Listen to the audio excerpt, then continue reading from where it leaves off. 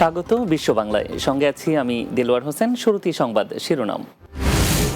প্রতিবেশী দেশের তুলনায় বাংলাদেশের অভিবাসন ব্যয় বেশি, কমেনি অধিকার বঞ্চনাও, মন্তব্য রেমিটেন্স যোদ্ধাদের, সংকট সমাধানের দাবি।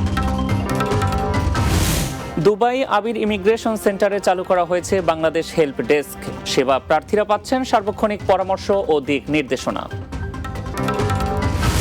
এবং দক্ষ কর্মীর চাহিদা বাড়ছে ইতালিতে, কাজের দক্ষতা সহ ভাষা শিখে বিদেশ যাওয়ার পরামর্শ পুরনো কর্মীদের।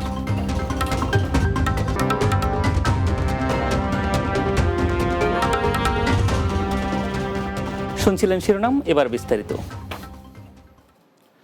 দেশের অর্থনীতি উন্নয়নের অন্যতম হাতিয়ার রেমিটেন্স যোদ্ধারা অধিকার বঞ্চিত হচ্ছেন প্রায় প্রতিটি সেক্টরেই। বিমানবন্দর থেকে শুরু করে সংশ্লিষ্ট এজেন্সির হয়রানি, এমনকি প্রবাসী কল্যাণ ব্যাংকের ঋণ সুবিধা পেতেও আইনি ঝামেলার মুখোমুখি হওয়ার অভিযোগ রয়েছে বরাবরই। এদিকে বাংলাদেশের অভিবাসন ব্যয়ও রয়েছে ভারত নেপালের চেয়ে কয়েক গুণ বেশি। তাই সংশ্লিষ্ট বিষয়ে কার্যকর ব্যবস্থা না নিলে অভিবাসন খাতে সুদিন আসা কঠিন হবে বলছেন প্রবাসীরা। সর্দার রাজীবের প্রতিবেদন।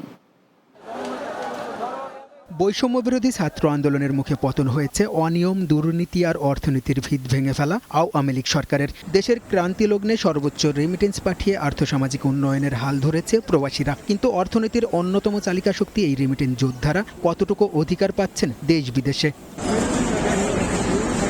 জীবিকার তাগিদে সৌদি আরবে বসবাস করছেন প্রায় ৩০ লাখ বাংলাদেশি। এই রেমিটেন্স যোদ্ধাদের অনেকেরই অভিযোগ এখনো পাননি তারা নাগরিক মৌলিক অধিকার, জাতীয় পরিচয়পত্র বা এনআইডি সেবা। প্রবাসী আমরা যারা আছি দেখেন, আমাদের সংখ্যা এত বেশি সৌদি আরবে, কিন্তু এখন আমরা এনআইডি কার্ডটা সঠিকভাবে এখনো পাইনি। আমাদের এখানে সবচেয়ে বড় সমস্যা হলো এনআইডি কার্ডটা সৌদি আরবে আমরা এখনো পাইনি। বিশ্বের ছোট ছোট জায়গায়, ইতালিতে দেখলাম কত লোক, সামান্য কিছু লোক তাদের এনআইডি কার্ড দেওয়া হয়েছে। বিভিন্ন জায়গায় নেদারল্যান্ড মতো জায়গায় এনআইডি কার্ড দেওয়া আছে। আমরা এত বড় পরিসংখ্যান লোক, আমরা খুব সহসায় যেন আমাদের এনআইডি কার্ডটা দেওয়া হয়, কারণ আমরা প্রবাসী থাকি। আমাদের পক্ষে, সবার পক্ষে সম্ভব না যে প্রতি বছর ছুটি যাওয়া, ছুটিতে যেয়ে তার এগুলো দেখা, বা ছুটিতে যেয়ে 1-1.5 মাসের মধ্যে কাজগুলো করা সম্ভব হয়ে ওঠে না। সৌদি আরবের মতো প্রবাসে থাকা প্রায় প্রতিটি বাংলাদেশিরই রয়েছে কাঙ্ক্ষিত সেবা পাওয়া থেকে বঞ্চিত হওয়ার অভিযোগ। এর মধ্যে প্রবাসী কল্যাণ ব্যাংক থেকে ঋণ পেতে আইনি মারপ্যাচের অভিযোগও করেছেন অনেকে। প্রবাসী কল্যাণ মন্ত্রণালয়কে ঢেলে সাজাতে হবে এবং এই প্রবাসী কল্যাণ মন্ত্রণালয় যে স্থবিরতা গত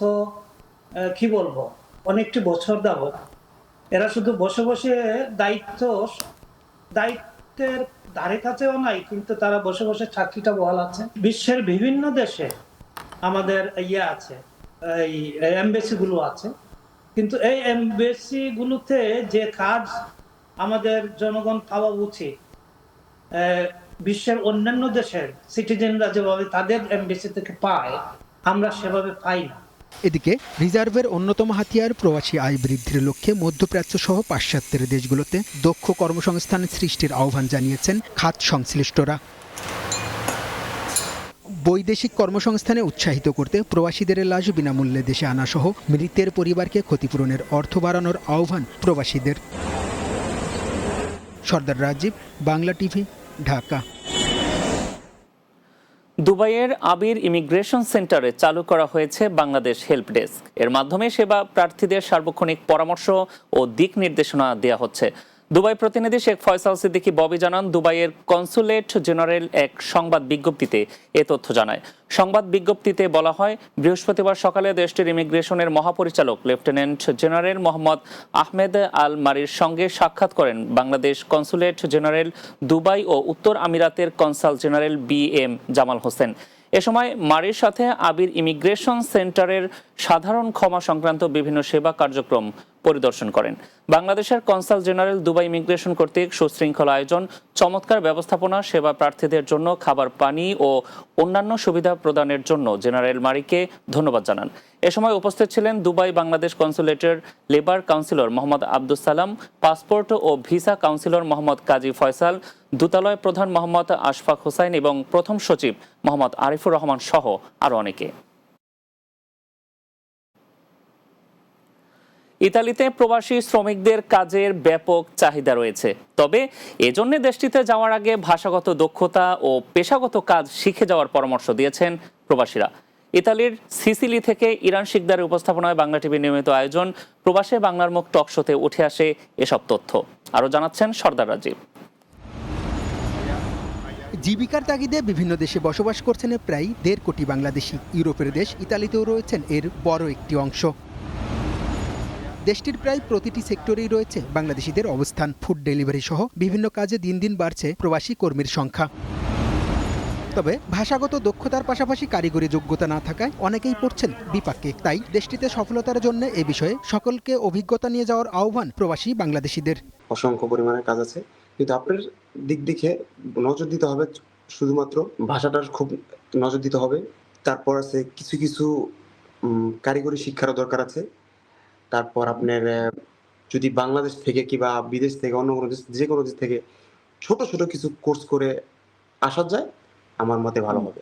কাজের অভাব নেই এখানে। এদিকে প্রবাসের মাটিতেও বাংলাদেশিরা দাঁড়াচ্ছেন একে অন্যের পাশে। সাম্প্রতিক বৈষম্য বিরোধী ছাত্র আন্দোলনের প্রতি সংহতি জানিয়ে ইতালিতেও করেছেন বিক্ষোভ সমাবেশ। আমরা যখন প্রথম এখানে একটা মানববন্ধন বা ইতালিয়ান গভর্নমেন্ট বা আপনার ইউরোপীয় ইউনিয়ন বা ইন্টারন্যাশনাল যে সমস্ত সংস্থাগুলো আছে, তাদের জানানোর জন্য আমাদের মনে নিয়ে ছিল যে তাদের জানানোর জন্য যে আমাদের দেশের ভবিষ্যৎ যারা আছে, যারা ভবিষ্যৎ আমাদের নেতৃত্ব দিবেন, সেই মানুষগুলো যখন মেরে ফেলা হইতেছে, তখনই আমরা মানববন্ধনের জন্য একটা আয়োজন করি।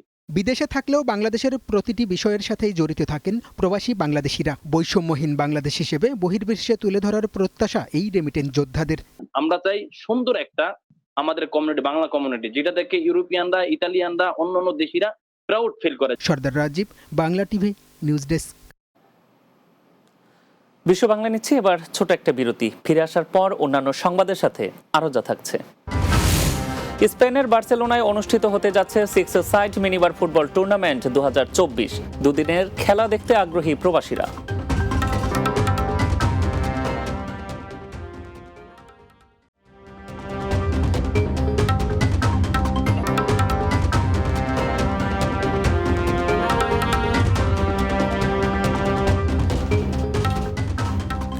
বিরতির পর আরো একবার স্বাগত বিশ্ব বাংলায়। ওমানের বারকা রমেশ নামক স্থানের একটি বিলাসবহুল রিসোর্টে আয়োজন করা হয়েছে বাংলাদেশি পরিবারের একটি রাজকীয় বিয়ের অনুষ্ঠান। প্রবাসী বাংলাদেশিদের আনন্দ দিতেই এতে রাখা হয় দেশীয় বিয়ের সকল আনুষ্ঠানিকতা। বিয়ের বরকনে হলেন ওমানের বিশিষ্ট ব্যবসায়ী শামসুল আলমের সন্তান আরফাদুল আলম কায়স এবং ব্যবসায়ী জহের মিয়ার কন্যা বিবি আমিনা রেফায়া। প্রবাসী পরিবারের এই বিয়েকে কেন্দ্র করে স্থানীয় বাংলাদেশি কমিউনিটির মাঝেও ছিল উৎসবের আমেজ।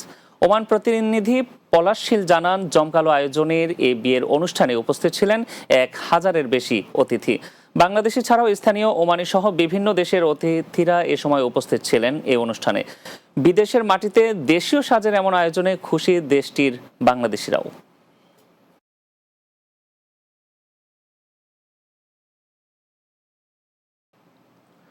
যুক্তরাজ্যে এবারে জিসিএসই পরীক্ষায় আশাতীত ফলাফল করেছেন নাবিলা হোসেন। বাংলাদেশি বংশোদ্ভূত এ শিক্ষার্থী ভবিষ্যতে একজন রাজনীতিবিদ অথবা আইনজীবী হতে চান। লন্ডন ব্যুরো চিফ চৌধুরী মুরাদের প্রতিবেদনে বিস্তারিত। নাবিলা হোসেন এবারের জিসিএসই পরীক্ষায় অত্যন্ত ফলপ্রসূ ফলাফল করেছেন। I'm Nabila Hussain and I've just completed my GCSEs from the Britain's Academy. When I saw my results, I was really happy. In my GCSEs, I got grades 8s and 9s, and I couldn't have done it without my parents and my teachers who've inspired me and helped me along the way. Nabila হোসেনের এ ফলাফলে মা বাবা যেমন খুশি হয়েছেন, তেমনি আত্মীয়স্বজন এবং শিক্ষকরাও তার এ প্রশংসনীয় ফলাফলে প্রশংসিত হচ্ছেন। আমি ইকবাল হোসেন, আমি একজন ব্যবসায়ী। আমি আমার নাবিলার রেজাল্টে লাগি অত্যন্ত খুশি হয়েছি। আমার ফ্যামিলি সবও খুশি হয়েছেন, বিশেষ করে আমার বড় ভাই, তাই না খুব খুশি হয়েছেন। আর আমি চাই যে আমার বাচ্চা ফিউচারে আরও ভালো কিছু করুক। যে কোনো বাচ্চা হোক, আপনার যদি মা বাবা বা টিচার হলে সহযোগিতা করেন, তার ভবিষ্যৎ উজ্জ্বল হইব। নাবিলা হোসেন শুধু লেখাপড়ায় তার মনোনিবেশন নয়, অন্যান্য সামাজিক কর্মকাণ্ডেও এবং চ্যারিটি ওয়ার্কেও তার রয়েছে অবদান, যেজন্য তিনি বিভিন্ন ধরনের সনদপত্র পেয়েছেন। Other than studying, I've also achieved the Jack Petrie Award for helping my school with their first ever culture day. My teacher said that I was the reason it was a success. I also hosted a bake sale to raise money for Turkey and Syria during their earthquakes, and it was also a success. It sold out in 10 minutes, raising triple the amount we put forward. As a proud Bangladeshi, I plan on, as a lawyer, helping my people, or as a politician, obviously help my country back home develop, get better.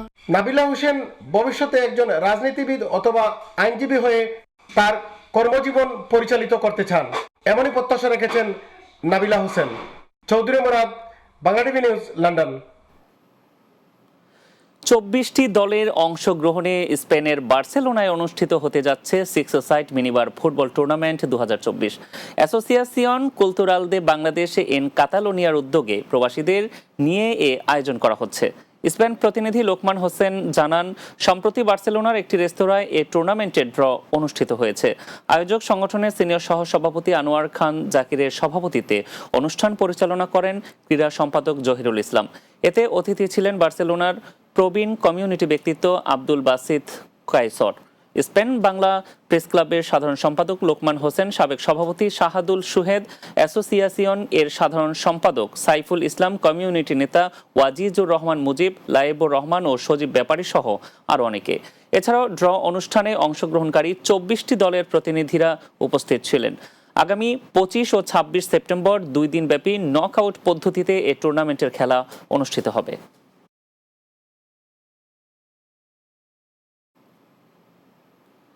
শেষ করব বিশ্ব বাংলা, তার আগে সংবাদ শিরোনামগুলো জানিয়ে দিচ্ছি আরও একবার। প্রতিবেশী দেশের তুলনায় বাংলাদেশের অভিবাসন ব্যয় বেশি, কমেনি অধিকার বঞ্চনাও মন্তব্য রেমিটেন্স যোদ্ধাদের, সংকট সমাধানের দাবি।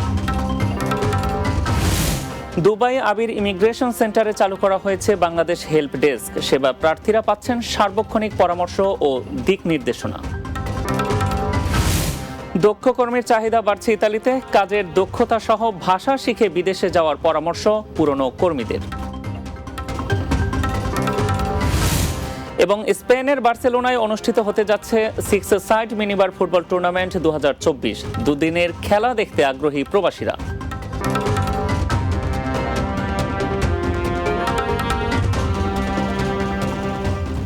এই ছিল বিশ্ব বাংলায়, এতক্ষণ সঙ্গে থাকার জন্য ধন্যবাদ সবাইকে।